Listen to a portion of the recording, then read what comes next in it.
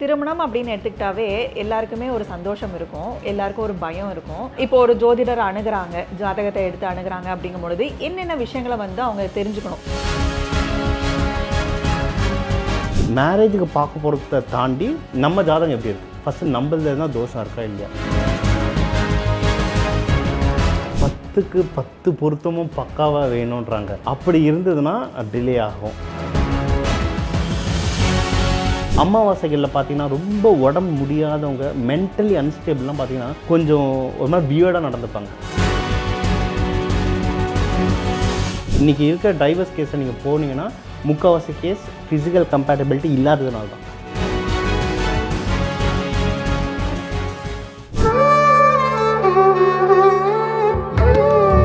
Astro Tamil அன்பு நேயர்களுக்கு வணக்கம். நம்ம சேனலில் தொடர்ந்து பார்த்தீங்கன்னா ஜோதிடம், ஆன்மீகம், நியூமராலஜி அப்படின்னு பல இன்ட்ரெஸ்டிங்கான விஷயங்கள் வந்து பார்த்துட்ருக்கோம். அந்த வகையில் இன்னைக்கு ஜோதிட ரீதியான விஷயங்கள் பேசுறதுக்காக நம்ம கூட டாக்டர் டிவைன் தினேஷ்குமார் அவர்கள் இணைந்திருக்கிறாங்க. வணக்கம் சார், எப்படி இருக்கீங்க? நல்லா இருக்கேன், நீங்கள் எப்படி இருக்கீங்க? நல்லா இருக்கீங்க சார். ஸோ தொடர்ந்து நம்ம நிறைய இன்ட்ரெஸ்டிங்கான விஷயங்கள் வந்து நம்ம சேனல் வந்து பேசிகிட்டு இருக்கோம். இன்றைக்கி நம்ம என்ன பார்க்க போகிறோம் அப்படின்னு பார்த்தீங்கன்னா திருமணத்தை பற்றி தான். இப்போ வந்து திருமணம் அப்படின்னு எடுத்துக்கிட்டாவே எல்லாருக்குமே ஒரு சந்தோஷம் இருக்கும், எல்லாருக்கும் ஒரு பயம் இருக்கும், எல்லாம் மிக்ஸ்டு ஃபீலிங்ஸாக தான் இந்த ஒரு திருமணம் அப்படிங்கிற ஒரு விஷயம் வந்து இருக்குது. இப்போது ஒரு பையனுக்கோ ஒரு பொண்ணுக்கோ திருமணம் வயசு வருது அப்படிங்கும் பொழுது வீட்டில் இருக்க பேரண்ட்ஸ் வந்து ஆரம்பிப்பாங்க, ஜாதகத்தை எடுத்து பார்க்கலாம் அப்படின்னு சொல்லி ஆரம்பிப்பாங்க. இப்போ ஒரு ஜோதிடர் அணுகுறாங்க, ஜாதகத்தை எடுத்து அணுகுறாங்க அப்படிங்கும் பொழுது என்னென்ன விஷயங்களை வந்து அவங்க தெரிஞ்சுக்கணும்? ஏன்னா இப்போது நிறைய ப்ராப்ளம்ஸ் வந்து மேரேஜ் ரிலேட்டடாக அவங்க லைஃப்பில் வந்து சந்திக்கிறாங்க. ஸோ என்னென்ன விஷயங்களை வந்து பேரண்ட்ஸ் முதல்ல தெரிஞ்சுக்கணும், என்னென்ன விஷயங்களை வந்து பசங்களுக்கு அவங்க கன்வே பண்ணணும், இதை பற்றி கொஞ்சம் டீட்டெயிலாக சொல்லுங்கள் சார். ஸோ இப்போ மேரேஜ் ஏஜ்னு பார்த்தோம்னா ஜென்ரலாக இப்போ கேர்ள்ஸாக இருந்தால் 21 சொல்கிறோம், பாய்ஸாக இருந்தால் 24, 25 சொல்கிறோம்.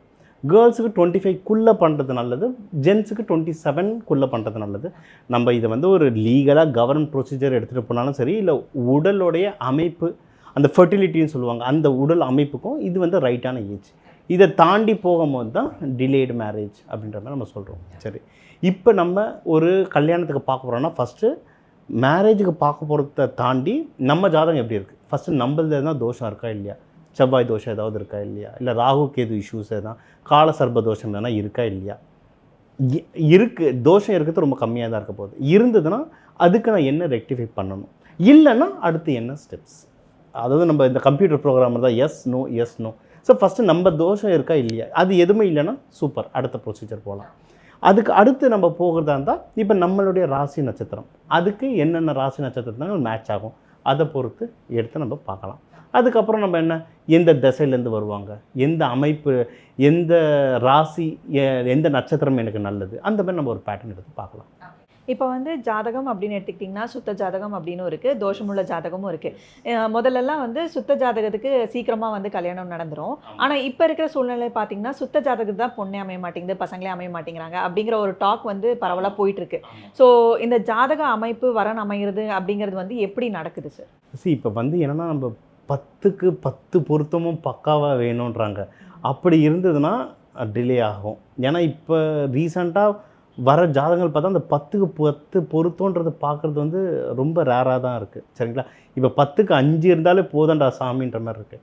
ரொம்ப பேசிக் பார்க்க வேண்டியது என்னென்னா ரஜ்ஜு பொருத்தம் கண்டிப்பாக பார்க்கணும், யோனி பொருத்தம் பார்க்கணும், மகேந்திர பொருத்தம் பார்க்கணும். ஏன்னா இதெல்லாம் வந்து என்னென்னா மாங்கல்ய பொருத்தம், புத்திர பாக்கியம், இந்த பேசிக் இது இருந்தாலே போதும்.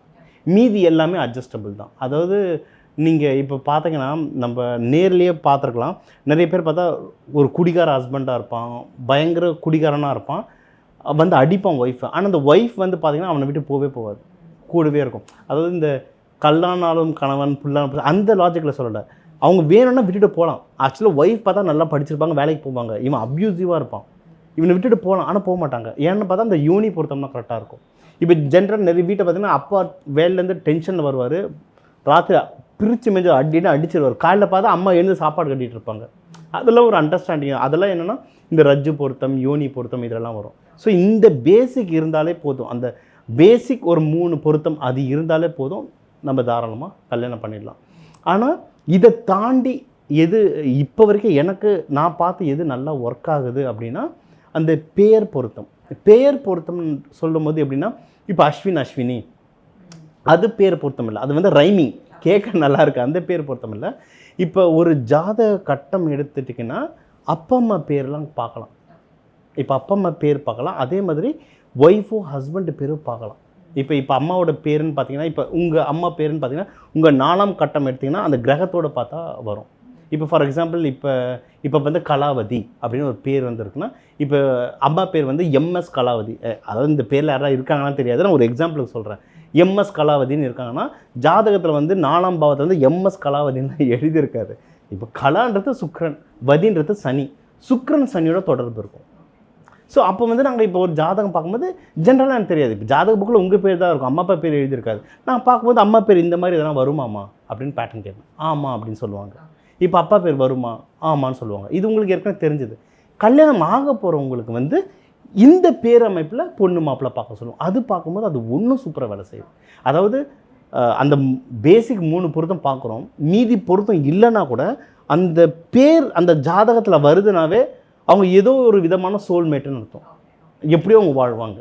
இது வந்து கிரக இணைவுகளோட. ஆமாம், கிரக இணைவுகளோட. ஏன்னா ஒரு கிரகத்துக்கும் பெருசு உங்களுக்கு பேர். இப்போ கலாவதி, மாலதி, இல்லை மோகன்ராஜ், இல்லை தினேஷ், உங்களுக்கு பேர். நாங்கள் எல்லாத்தையும் கிரகமாக மாற்றி பார்ப்போம், அவ்வளோதான். ஸோ இந்த மாதிரி கிரகங்கள் ஓரியன்டாக நீங்கள் பார்த்து சொல்லும் போது எவ்வளோ அக்யூரேட்டாக இருக்குது, அவங்களோட லைஃப் வந்து எவ்வளோ சக்ஸஸிவாக இருக்குது. நான் அதனால தான் இப்போ நிறைய ஜாதகம் பார்க்குறோம். ஸோ நான் சொல்லியே நிறைய கல்யாணம் நடந்திருக்கு, கல்யாணத்தை குழந்தையே பிறந்திருக்கு. ஸோ அவங்களது இருக்குது. ஸோ அவங்களுக்கு தான் சக்ஸஸ்ஃபுல்லாக மேட்சாக இருக்குது. இத்தனை பர்சன்டேஜ்னால் எனக்கு தெரியல, எனக்கு பார்த்த வரைக்கும் எல்லாமே கரெக்டாக அமைஞ்சிருக்கு, கல்யாணமும் நடந்திருக்கு. இது ஒன்று. அது புதுசாக வரவங்களுக்கு வந்து நான் எப்படி நம்புறதுன்னு கேட்கும்போது நான் அதில் பார்க்கும்போது அவங்க அப்பா அம்மா பேர் சொல்லுவேன். அவங்க சொல்லியிருக்க மாட்டாங்க, அவங்களுக்கே தெரியும்ல இவர் எப்படி நம்ம அப்பா அம்மா பேர் சொன்னார்னு. அப்பா அம்மா பேர் கரெக்டாக சொல்கிறேன்னா வரப்போகிறவங்க பேரும் கரெக்டாக தான் இருக்கணும், அவ்வளோதான். நாங்கள் அனலைசிஸ் பண்ணுவோம்ல, அனலைஸ் பண்ணும்போது இப்போ நாங்கள் படிக்கும்போது கேஸ் ஸ்டடி மாதிரி எடுப்போம். ஒரு 100 ஜாதகம் எடுத்து போட்டு பார்ப்போம்.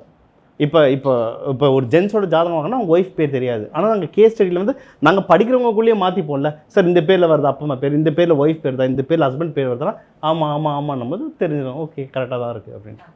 ஓகே, இப்போ வந்து ஒரு பையனுக்கோ பொண்ணுக்கோ வந்து வரன் பார்க்க ஆரம்பிக்கிறாங்க, ஜாதகம் பார்க்க ஆரம்பிச்சிட்டாங்க. அப்படிங்கும்பொழுது பசங்க வந்து டிலே பண்ணிக்கிட்டே இருப்பாங்க, இப்போ வேண்டாம் அப்படின்னு சொல்லி. ஆனால் பேரண்ட்ஸ்க்கு வந்து அவங்க நல்லபடியாக இருக்கும்போதே, ஹெல்த்தியாக இருக்கும் போதே பார்த்து முடிச்சிடணும் அப்படின்னு சொல்லி ட்ரை பண்ணுவாங்க. ஸோ இந்த சுச்சுவேஷன்ஸ் எல்லாம் வந்து எப்படி ஹேண்டில் பண்ணணும் ஒரு பேரண்ட்டாக இருக்கிறாங்க அப்படின்னா எப்படி? இது வந்து அதை சொல்லுவோம்ல, அடிக்கடிக்கு அம்மியும் நகரன்ற மாதிரி ஒரு ப்ராப்ளம் இருக்குது. ஏன்னா இது வந்து ஒரு விண்டோ மாதிரி.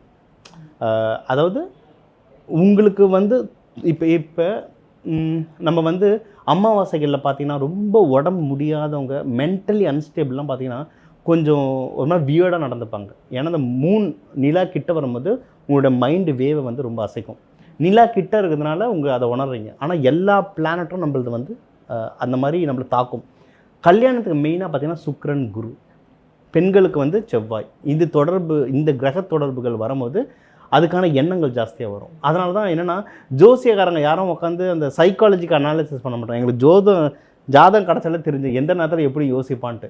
ஸோ உங்களுக்கு வந்து எப்போல்லாம் இந்த திருமணத்துக்கான கிரக தொடர்புகள் எப்போ திருமண வீட்டெல்லாம் தொடுதோ அப்போல்லாம் அவனுக்கு அந்த எண்ணம் யாராக இருந்தாலும் வரும்.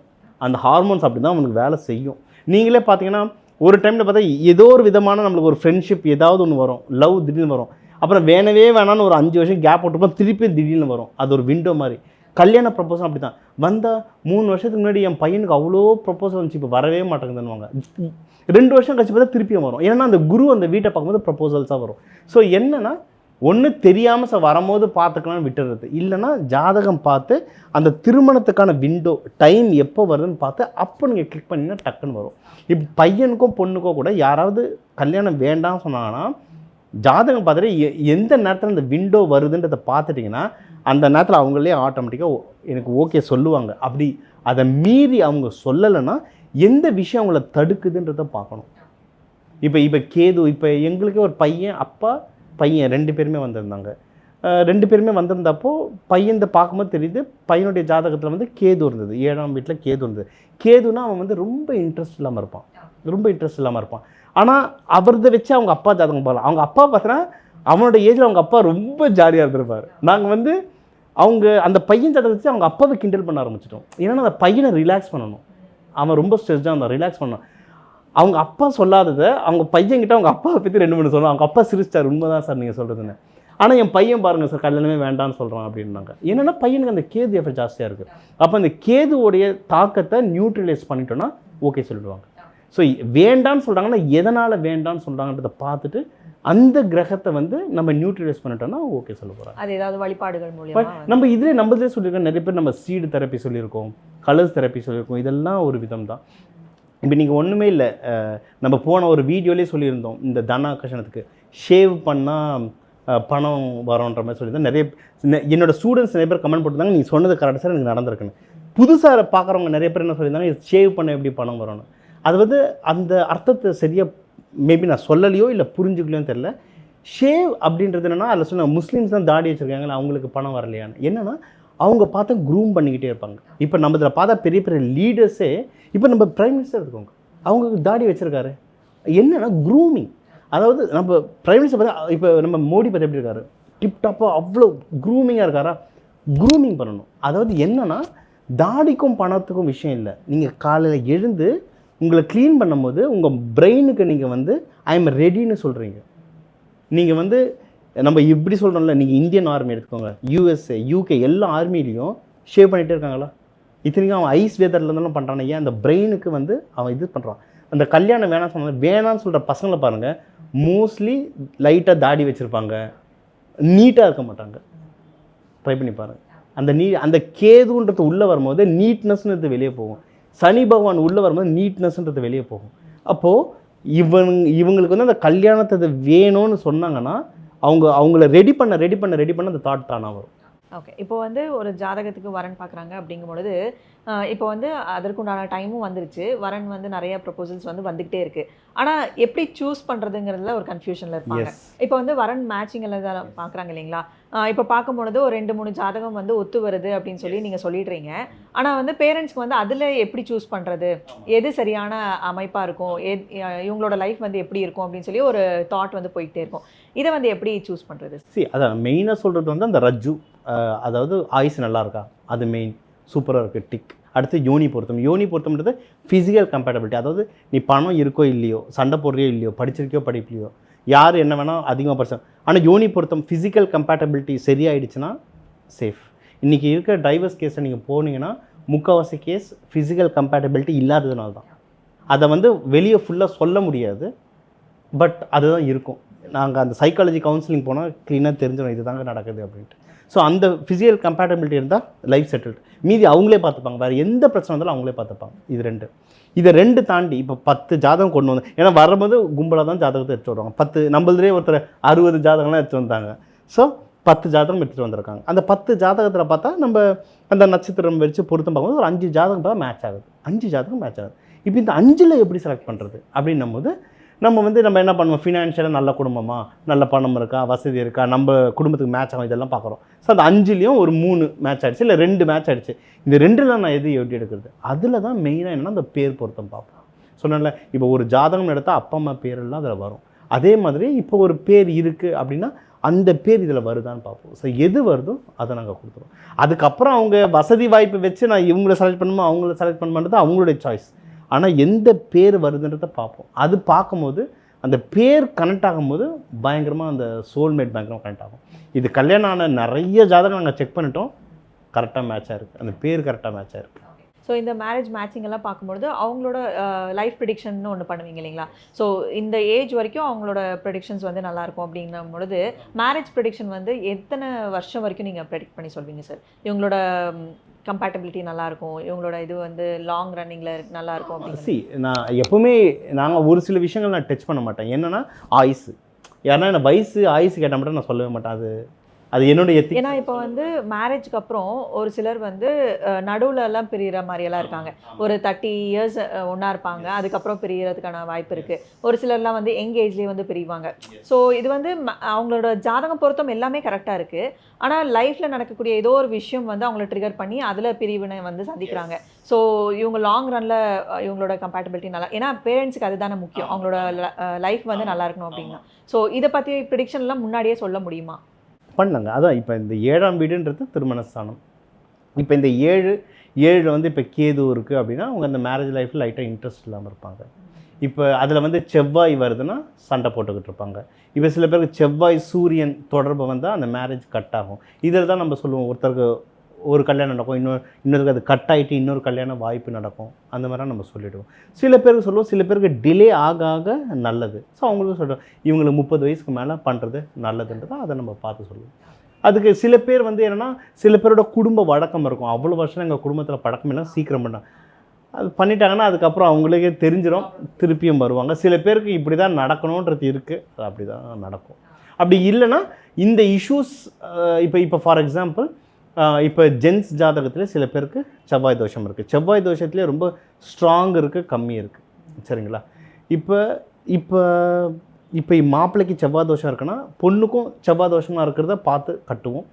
அவங்கள வந்து அவங்களுக்கு சில செவ்வாய் தோஷம் வந்து கம்மியாக இருக்குது, அந்த டிகிரிஸ்லாம் பார்ப்போம். கம்மியாக இருக்கிறத பார்த்து கட்டும்போது அது ஓரளவுக்கு மேட்ச் ஆகும். ஸோ அந்த மேட்சிங் நம்ம பண்ணலாம். கம்ப்யூட்டர் இப்போ வந்து நிறைய திருமணத்தில் வந்து திருமணம் நடக்கும்போது சரி, இல்லை பேச்சுவார்த்தை நடக்கும்போது சரி, நிறைய பிரச்சனைகள் வரும். ஆனால் பொண்ணு மாப்பிள்ளைக்கு ஜாதக அமைப்பு இது எல்லாமே வந்து சரியாக இருக்கும். கூட இருக்கிறவங்கனால நிறைய பிரச்சனைகள் வந்து சந்திப்பாங்க. ஸோ இதெல்லாமே வந்து சரி கல்யாணம் நல்லபடியாக முடியணுங்கிறதுக்காக பேரண்ட்ஸுமே வந்து கண்டுக்காமல் இருப்பாங்க. ஸோ ஒரு கட்டத்துக்கு மேலே அவங்களாலையுமே அது வந்து பேர் பண்ணிக்க முடியாது. நிறைய பிரச்சனைகள் வந்து கல்யாணம் அன்னைக்கு வந்து பிரிவினையெல்லாம் நிறைய வந்து பார்க்குறாங்க. ஸோ இதுக்கெல்லாம் என்ன காரணம்? என்னென்னா ஒன்று அதை 2 சொல்லலாம். ஒன்று ஜென்ம ஜாதகம், இன்னொன்று கோச்சாரத்தில் என்ன நடக்குது. இப்போ ஃபார் எக்ஸாம்பிள் நீங்கள் வந்து இப்போ கும்ப லக்னம் அப்படின்னு வச்சுக்கணும். இப்போ கும்பத்துக்கு 7 என்ன, இவர் சிம்மம் வரும். இப்போ கும்பத்துலேயும் பார்த்தீங்கன்னா ராகு இருக்குது, சிம்மத்துலேயும் பார்த்தீங்கன்னா கேது இருக்குது. ஸோ இப்போ இந்த லக்னக்காரங்க வராங்க கல்யாணத்துக்கு ஜாதகத்துனா நான் என்ன சொல்லுவேன், இதெல்லாம் பார்த்துட்டு ஜாகிரதையாக இருக்க சொல்லுவேன். பேக்ரவுண்ட் வெரிஃபிகேஷன் இப்போ வந்து நம்ம நிறைய பேர் இப்போ மேட்ரிமோனியோ இல்லை நிறைய தெரியாத புரோக்கர்ஸ், தெரிஞ்ச புரோக்கர்ஸ் ஓகே, தெரியாதவங்க கிட்டே கொடுத்து எந்த மாதிரி ஃபேமிலி வருதுன்னு தெரியாது. நம்ம ஜாதகம் வந்து ஜாதகம் பார்த்து ஓகே சொல்கிறோம், பட் ஃபேமிலி வெரிஃபிகேஷன் பண்ணணும். இவங்க வந்து என்னென்னா இப்போ ராகு கேது வருதுனால உள்ளே ஏதோ கோளாறு நடக்குதுன்னு தெரியும். அப்போ வந்து என்ன சொல்லணும், பேக்ரவுண்ட் வெரிஃபிகேஷன் நல்லா பண்ணிக்கோங்கன்னு சொல்லுவேன். சில பேர் என்ன சொல்லுவாங்கன்னா, சார் இது வந்து நான் ஏற்கனவே லவ் பண்ணவங்க, ஸோ எனக்கு அந்த ஃபேமிலி பற்றி தெரியும். இன்னொன்று என்ன சொல்லுவாங்கன்னா, இது தெரிஞ்ச புரோக்கர், எங்கள் அப்பா அம்மாக்கு இவர் தான் பண்ணேன், அப்படி குடும்பமாக பண்ணுறவங்களா இருக்கும். எங்கள் அப்பா அம்மாக்கு இவர் தான் பண்ணார், அங்கிள் சொன்னால் கரெக்டாக இருக்கும், நான் பண்ணிக்கிறேன் அப்படின்வாங்க. பொண்ணு வீடு மாப்பிள்ளை வீடு கரெக்டாக இருக்கும். என்னென்னா கூட ஒருத்தர் வரவார்த்தமாக அவங்க பஞ்சாயத்து ஆகிடும். ஏன்னா அதை சொல்லி எங்கள் சொந்தக்காரர், உங்களுக்கு சொன்ன எங்கள் சொந்தக்காரத்தில் தான் ஆச்சு. பொண்ணு வீடு மாப்பிள்ளை வீடுனா செம்ம ஹாப்பியாக இருக்கும். சம்மந்தமே இல்லாமல் ஊர் பெரியவங்கன்னு சொல்லி ஒருத்தவங்க உட்காந்தாங்க, யார் என்னன்னே தெரியல, சம்மந்தம் இல்லாமல் வந்து சண்டை போடுவாங்க. ஏன்னா அந்த ராகுக்கு எது தொடர்பு வரும்போது அந்த இஷ்யூஸ் வரும். ஸோ என்னென்னா நீங்கள் ஒரு பொண்ணு வீடோ மாப்பிள்ளை வீடோ பார்க்க போகிறீங்கன்னா கூட வந்து யாரை கூட்டிகிட்டு போகிறீங்கன்றது ரொம்ப முக்கியம். அதாவது இப்போ தாய்மாமன் கண்டிப்பாக வருவேன்னு சொல்லுவாங்க. இப்போ பெரியப்பா முறையில் இருந்தால் பெரியவங்களை கண்டிப்பாக கூட்டிகிட்டு போகணும். பெரியவங்களை கூட்டிகிட்டு போகிறது நல்லது, அது நல்ல மனுஷங்களான்றதை பார்த்துட்டு நீங்கள் கூட்டிகிட்டு போனால் நல்லது. இது வந்து போனோன்னா டீப்பாக போகலாங்க. இப்போ ஒன்றுமே இல்லை, நீங்கள் வந்து இது வந்து என்னோடய அனாலிசிஸ். இது வந்து நான் எங்கேயும் படிக்கிறதோ சொல்லி தந்ததோ இல்லை, நான் ட்ரை பண்ணி பார்த்தேன், ஒர்க் ஆச்சு, நான் அந்த எக்ஸ்பீரியன்ஸை சொல்கிறேன். இப்போ இந்த 7ஆம் பாவத்திலே பார்த்தீங்கன்னா இப்போ சில பேருக்கு புதன் தொடர்பு வரும். புதன் தொடர்பு வரும்போது பார்த்தீங்கன்னா சில அமைப்பு இருக்குது, அதை பார்க்கும்போது இப்போ புதன்னா தாய்மாமன், ஒரு எக்ஸாம்பிள் தாய்மாமன், அந்த தாய்மாமனை கல்யாண விஷயத்துக்கு கூட்டிகிட்டு போகும்போது பார்த்தா ஒர்க் ஆகும். ஸோ அந்த 7ஆம் வீட்டோட தொடர்பு இருக்கவங்களை நீங்கள் கூட்டிகிட்டு போகும்போது, அதாவது இது எந்த அளவுக்கு நான் ட்ரெஸ் பண்ணேன்னா, ஒருத்தங்களுக்கு வந்து கூட்டிகிட்டு போகணும், ஆனால் அவருக்கும் அவங்க தாய்மாமனுக்கும் சொத்து பிரச்சனை, பேச மாட்டாங்க. ஆனால் நான் அவர்கிட்ட என்ன சொன்னேன், அந்த பையன் ஆக்சுவலாக லவ் பண்ணிருக்காரு, நீ போகிற, நீ அவரை கூட்டிகிட்டு போ, அவர் உனக்கு நடத்தி வைப்பண்டி, அவங்களுக்கும் எங்களுக்கும் பிரச்சனைங்க, பேசுறதில்ல சரியா, எங்கள் அப்பா அம்மாக்கும் அவருக்கும் பிரச்சனை, பேசுறதில்ல சொன்னேன். உங்கள் அப்பா அம்மா பிரச்சனை விட்டுரு, நீ பேசுவல, ரொம்ப வருஷம் இது பேசுவல, பேசி அவரை கூப்பிட்டு போ, அவர் நடத்தி வைப்பாரணும். ட்ரை பண்ண நடந்துச்சு. அவர் வந்து சொத்து பிரச்சனை, ஆனால் அந்த பொண்ணு வீட்டில் போயிட்டு ஸ்ட்ராங்காக பேசுகிறாங்க, பையன் நல்ல பையங்க, நல்லா இருப்பாங்க, ஸ்ட்ராங்காக பேசி முடிஞ்சிச்சு இந்த கல்யாணம். ஸோ அந்த மாதிரி அந்த உறவுகள், அந்த கிரகத்தை வச்சு உறவு எடுப்போம், அந்த கிரகத்தை வச்சு பேர் எடுப்போம். இப்போ தாய்மாமன் ஒரு எக்ஸாம்பிள் சொன்னேன், பட் அந்த மாதிரி பேர் எடுப்போம். அது ஃப்ரெண்டாவோ பெரியப்பாவோ யாராக வேணால் இருக்கலாம். அந்த பேர் எடுத்து அந்த பேர்காரங்களை கூட கூப்பிட்டு போனீங்கன்னா ஜெயிக்கும். இப்போ ஃபார் எக்ஸாம்பிள் ஜென்ரிக்காக வந்து சண்டைக்கு போகும்போது கும்பத்தை கூட கூப்பிட்டு போகணுன்னுவாங்க. ஒரு கும்பராசிக்காரனா சண்டையில் கூப்பிட்டு போகணுவாங்க. என்னென்னா சண்டை இப்போ சண்டை வருது ஓடுறாங்கன்னா கடைசியாக ஓடுறது யாருன்னா கும்பமாக தான் இருங்க. கடைசியாக என்னென்னா கும்பம் வந்து என்னென்னா என்ன அடித்தாலும் நின்று சண்டை போடும் கும்பம். ஸோ கும்பத்தை கூட்டிகிட்டு போனேன். கும்பன்றது கோட்டை மாதிரி, அந்த கோட்டையை இடித்தா தானே உள்ளே வர முடியும், அந்த கோட்டையை இடிக்கிறது கஷ்டம். அந்த மாதிரி ஒரு சில ராசிகளோட குணாதிசயங்களை சொல்லுவோம். அந்த மாதிரி அந்த கல்யாணத்தோட எந்த கிரகங்கள் வருது, எந்த பேர் வருது, அவங்கள கூட்டிகிட்டு போகும்போது அந்த வின்னிங் ரேஷியோன்றது அதிகமாக இருக்கும். இப்போ ஒரு கல்யாண வீட்லேயே பார்த்தீங்கன்னா ஒருத்தர் வந்து துருன்னு எல்லா வேலைகளும் பார்த்துட்டு இருப்பாங்க. ஆனால் அவங்க ஆக்சுவலி வந்து பொண்ணு மாப்பிள்ளைக்கு அவ்வளோ சம்மந்தமாக இருக்க மாட்டாங்க. ஆனால் அவங்க வந்து பாசிட்டிவாக இருப்பாங்க. ஆனால் சொந்தக்காரங்களே ரொம்ப நெருங்கிய சொந்தமே வந்து அவங்க கல்யாணத்தில் வந்து வில்லங்கம் பண்ணுற நிறைய விஷயங்கள் வந்து நம்ம பார்க்க முடியுது. இப்போ நிறைய மேரேஜு இப்போ யாரும் இப்போ சில பேருக்கு வந்து வீட்லேயே பண்ணி வைக்க மாட்டாங்க. சொத்து பிரச்சனையாக இருக்கலாம். இல்லை இப்போ அம்மாவே என்ன சொல்லலாம், என் அண்ணன் பொண்ணு தான் கட்டணும்னு சொல்லுவாங்க. அவருக்கு இஷ்டம் இல்லாமல் இருக்கும். பார்த்தா ஃப்ரெண்ட்ஸுங்க சேர்ந்து வேறு கல்யாணம் பண்ணியிருப்பாங்க. நீங்கள் அந்த 7ஆம் வீட்டில் போய்ட்டு செக் பண்ணி பாருங்களேன். அந்த நின்று நடத்தி வச்ச ஃப்ரெண்டு பேரை அந்த ஜாதகரோட 7ஆம் வீட்டில் வந்து செக் பண்ணி பாருங்கள், மேட்சிங் இருக்கும். இது வந்து என்னோடய எக்ஸ்பீரியன்ஸ். இது கரெக்டு தப்புன்னு நான் சொல்லலை. ஏன்னா ஒவ்வொருத்தருடைய பார்வை ஒவ்வொரு மாதிரி இருக்கும். நான் ட்ரை பண்ணி பார்த்தேன். நான் பார்த்த ஜாதகத்தை பக்காவாக ஒர்க் ஆச்சு. அவ்வளோ. ஓகே, இப்போ வந்து வரன் எல்லாமே அமைஞ்சிருச்சு, ஜாதகம் பொருத்தம் எல்லாமே கரெக்ட் ஆயிடுச்சு. இந்த திருமணம் நேரம் ஒன்று இருக்கு இல்லையா? இப்போ எல்லா விஷயத்துக்குமே சரி, இப்போ திருமணம் ஸ்டார்ட் பண்ண போகிறாங்க, எல்லாத்துக்குமே ஒன்று நடத்த போகிறாங்க அப்படிங்கும்பொழுது ஒரு விஷயத்துக்குமே நேரம் பார்த்து போகணும் அப்படின்னு சொல்லுவாங்க. இந்த நேரம்ங்கிறது வந்து எவ்வளோ இம்பார்ட்டன்ஸ்? ஆமாம், அதுதான் ஆக்சுவலாக இருக்கிற. இப்போ நிறைய பேர் கல்யாணத்துக்கு ஜாதகம் பார்க்குறாங்க. இது வந்து என்னை பொறுத்த வரைக்கும் இருக்கிறதுலே ரொம்ப காம்ப்ளிகேட்டடானதான் கல்யாண ஜாதகம் தான்.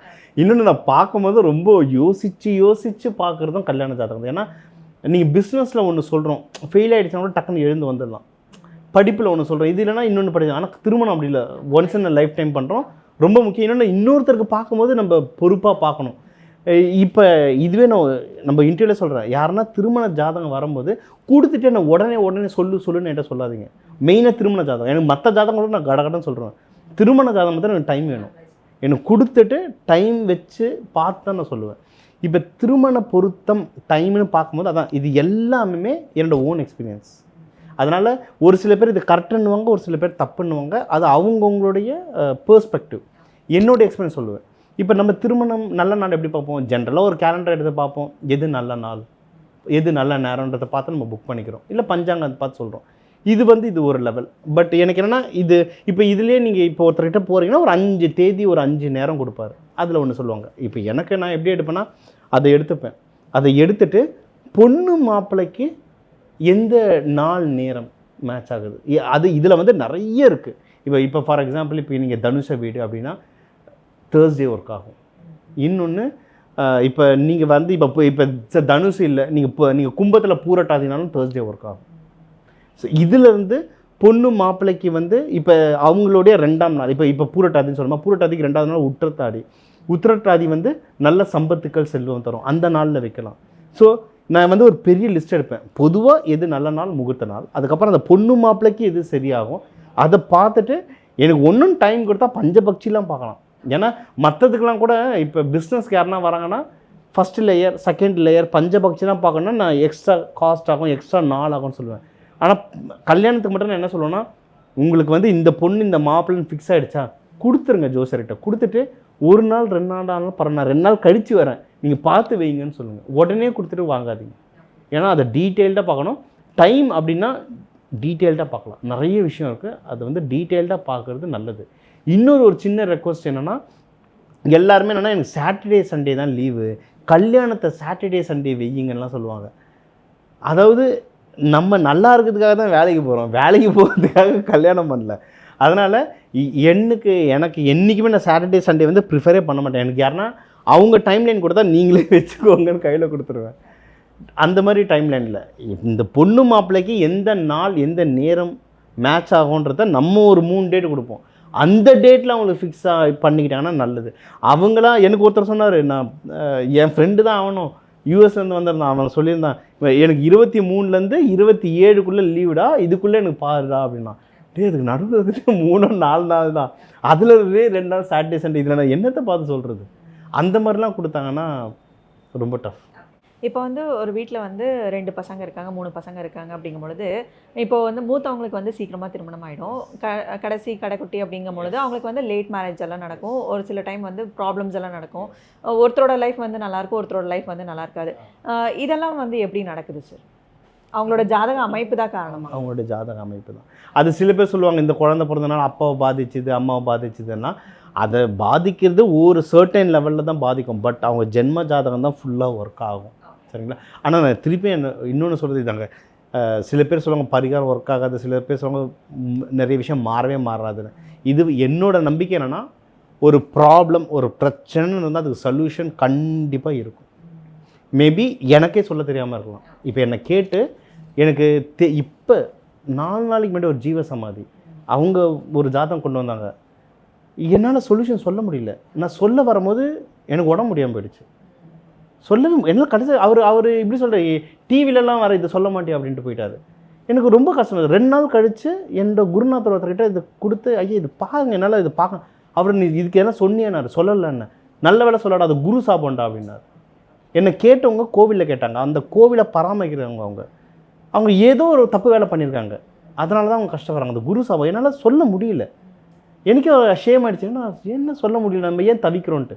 2 நாள் கழிச்சு என் குருநாதர்கிட்ட காமிச்சது என்னால் சொல்ல முடியல. என்னங்க ஏன்னா இது குரு சாபம் இருக்க ஜாதகம், இதை தொடாத அப்படின்றாரு. அந்த மாதிரி சில விஷயங்கள் அப்படி இருக்குது. இன்னொன்று, இப்போ சில பேருக்கு பிரச்சனை இருக்குன்னா உங்களுக்கு அந்த கிரகத்தை பேலன்ஸ் பண்ண தெரிஞ்சால் நான் தப்பிச்சுக்கலாங்க. நம்ம இன்ட்ரெஸ்டெல்லாம் நம்ம அந்த சீடு தெரப்பி பற்றி சொல்கிறோம், கலர் தெரப்பி சொல்கிறோம். இது எல்லாமே கிரகங்களை பேலன்ஸ் பண்ணுறது தான். நீங்கள் கிரகங்களை பேலன்ஸ்ன்னு சொல்கிறத விட கிரகங்களோட அலைன் ஆகுறது.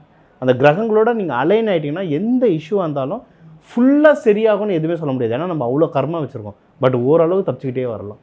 அதுதான். ஸோ திருமணம் அப்படின்னு பார்க்கும்பொழுது நிறைய விஷயங்கள் இருக்குது. ஸோ அது வந்து பேலன்ஸ்டாக எப்படி நம்ம லைஃப்பை கொண்டு போகிறோம் அப்படிங்கிறதுல தான் இருக்குது. ஒரு ப்ராப்பர் கன்சல்டேஷன் மூலியமாக அது எப்படி நடத்தலாம் அப்படிங்கிறதுல தான் வந்து முழுசாக இது வந்து அடங்கியிருக்கு இல்லைங்களா. தொடர்ந்து நம்ம திருமணம் சார்ந்த விஷயங்கள், ஜோதிடம் சார்ந்த விஷயங்கள் நிறைய அடுத்தடுத்த பதிவுகளில் வந்து தொடர்ந்து பேசலாம் சார். ஏன்னா நம்ம வியூவர்ஸ்க்கு வந்து அதுதான் தேவை. இப்போ அவங்களோட ப்ராப்ளம்ஸ்க்கு உண்டான சொல்யூஷன் நம்ம கொடுத்துட்டோம் அப்படின்னா அவங்க வந்து அவங்களோட லைஃப் வந்து ப்ராப்பராக லீட் பண்ணிட்டு போகிறதுக்கு அவங்களுக்கு ஒரு ஹெல்ப்ஃபுல்லாக இருக்கும். ஸோ அதுதான் அவங்களுமே விரும்புகிறாங்க. ஸோ அடுத்தடுத்த பதிவுகளில் இன்னும் டீட்டெயிலாக நிறைய விஷயங்கள் வந்து பேசலாம். அது வரைக்கும் நன்றி, வணக்கம்.